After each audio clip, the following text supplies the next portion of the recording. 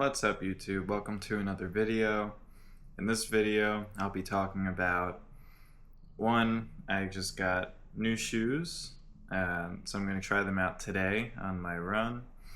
Two, today's workout, which is a 6-mile run with 8 200-meter repeats sprinkled in the middle. And then three, I'll review these shoes, after using them for the first time. So let's get right into it. I am somebody who has a tendency to get shin splints or at least achiness at the insides of my calves. So if I were to identify it by a muscle group, it's my soleus that tends to get really sore, really achy, especially as I jump right into full swing training.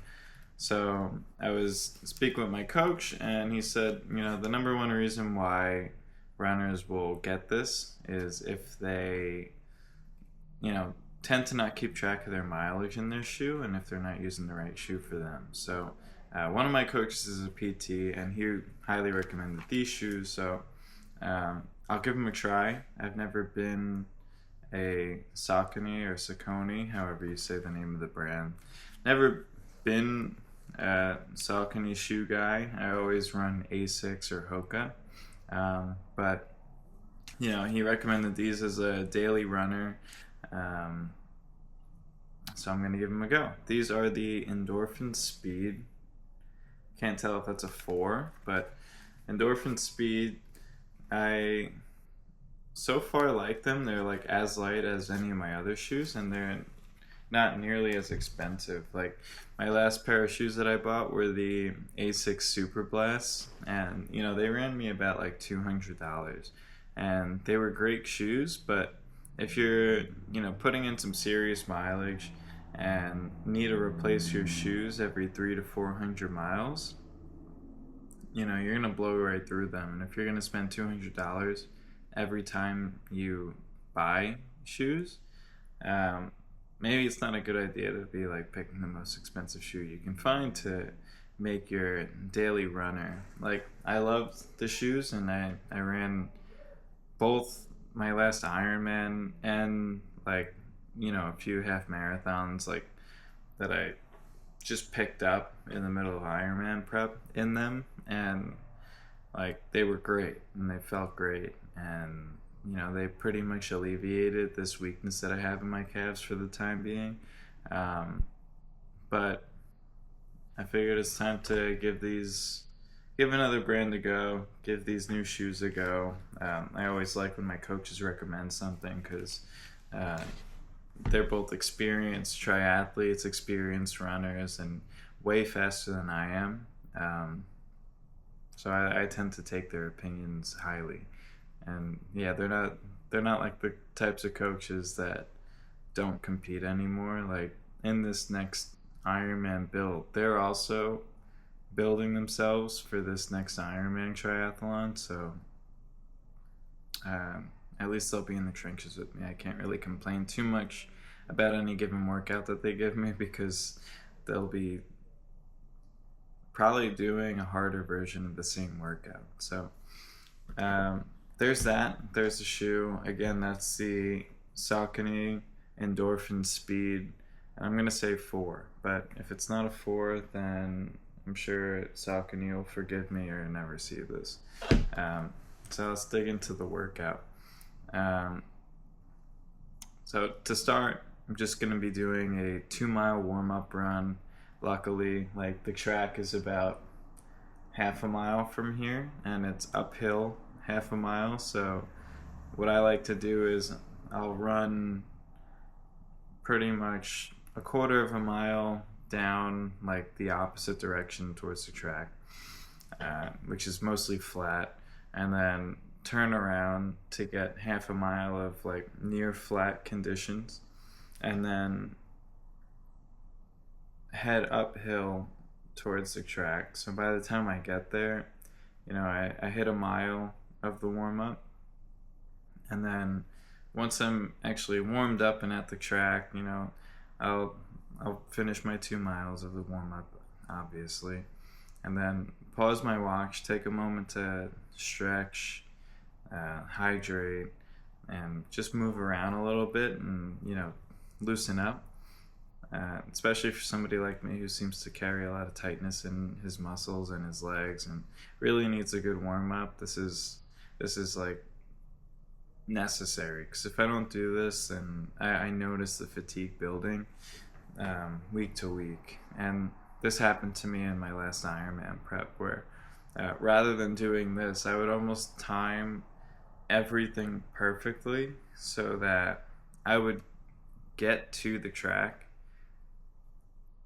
like hit mile 2 or whatever my warm-up was for that day, and then start the sprints or start the striders and start the sprints and do whatever, like 200 meters on, 200 meters off. And there was really no break or time for the muscles to relax and settle in and accept the warm-up. And I was just getting wrecked. But once my coaches switched this up on me, I was complaining enough to them about my pain and this, that, and the other thing, and they suggested this new warm-up method, which now works like great for me. So I do my 2 miles, get there, rest, stretch, do what I need to do, get lined up on the track.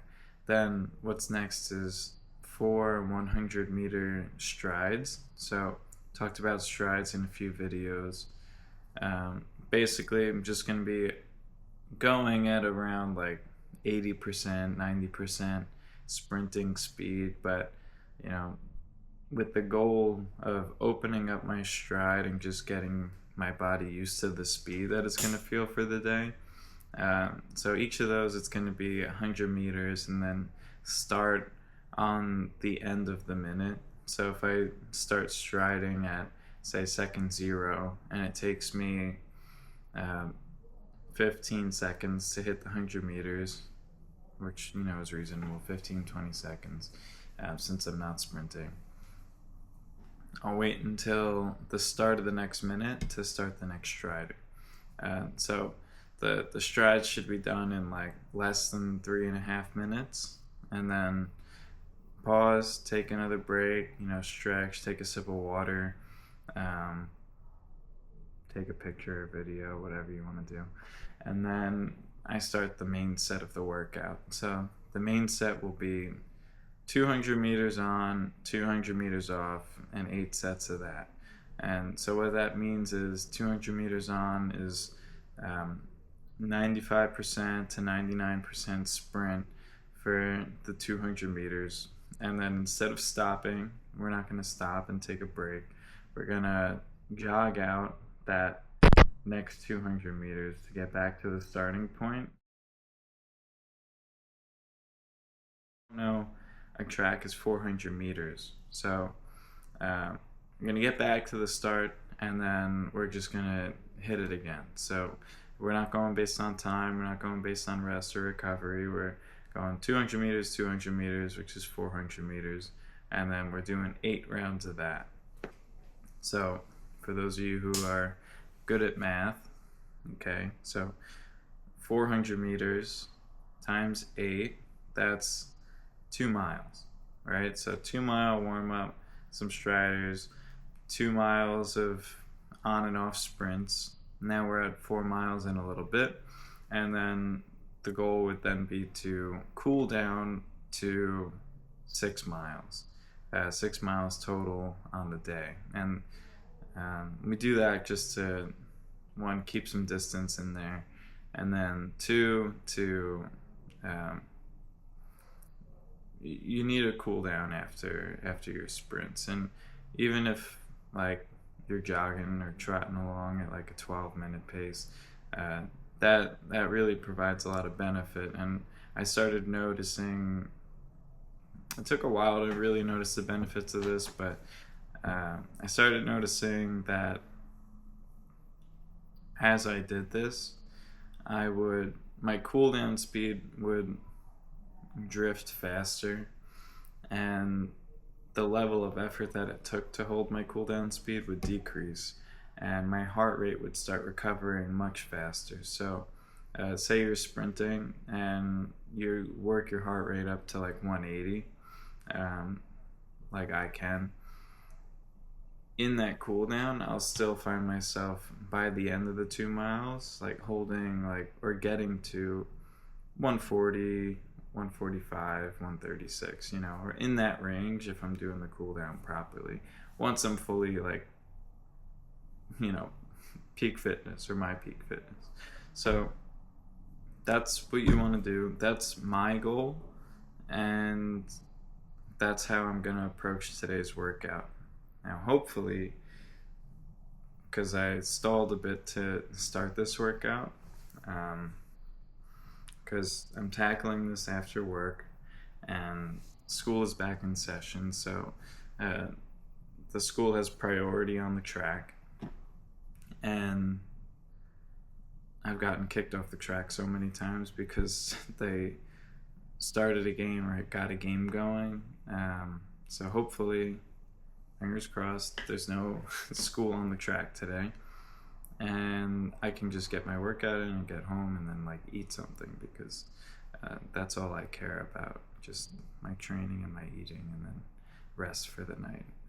Worst case, and this has happened many times, where I got kicked off a track or just knew not to even approach the track because if there's a game going on or practice going on, you just know you can't use the track. So what I like to keep in the back of my mind is certain flat sections in the neighborhood where you can get an uninterrupted 200 or 400, and that'll let you get a workout like this done. But obviously you don't get the benefits of being on a track, having your lines marked out, so you don't have to overthink and overlook at your watch as you're running to make sure that you're hitting your distances and times.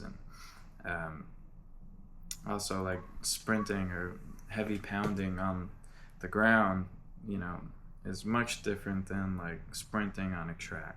You get much better traction and much better shock absorption on a track if you run on the rubber tracks, and that's just better for your joints. So I'm approaching 30. I need to do everything I can for my joints, and some of you will laugh at that who are well into your 30s, and some of you will laugh at that who are not even close to your 30s yet, because it is something that you have to think about as you are a long distance runner and are throwing speed into your workouts. The toll can add up on your joints, especially if you're not one of the elite runners. But I digress. I'll do this workout, I'll check in later, and I'll let you know how these shoes are, if any of you are still watching. And yeah, I'm excited to let these babies fly. Alright, thanks for watching.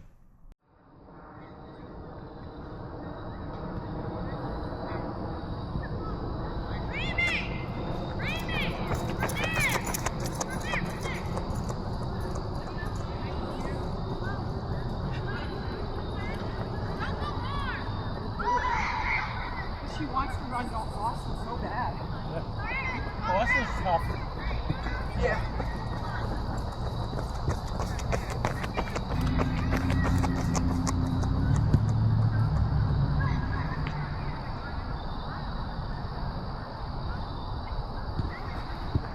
Well, over on Central Avenue, there's whiskey and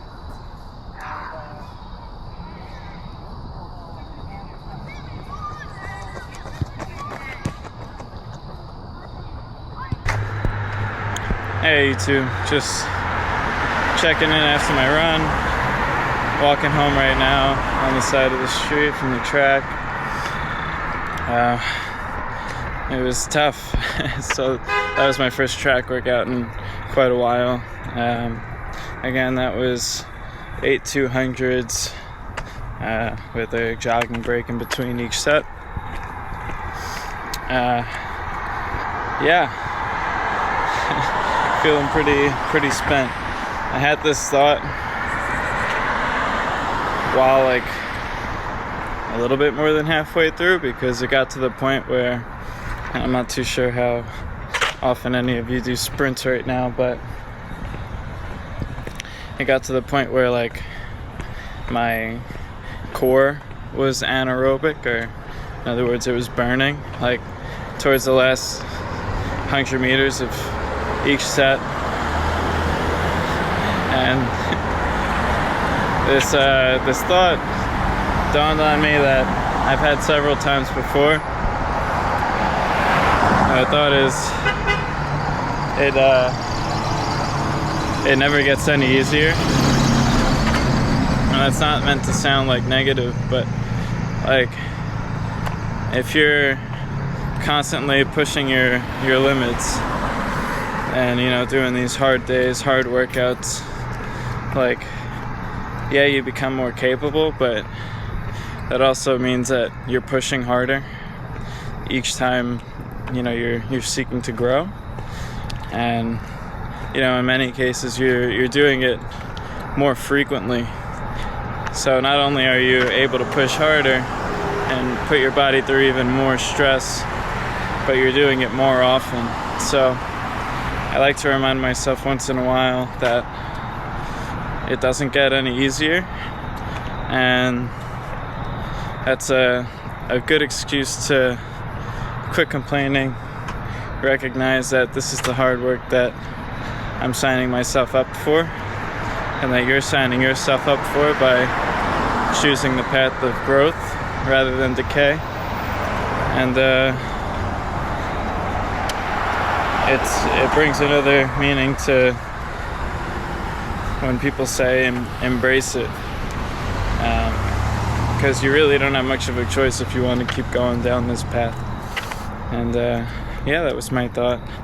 I'm just about home, and once I get home, I'm excited to get some calories in me and start resting up. So I'll check in with you later, and if not, if you watched this far, enjoy the video.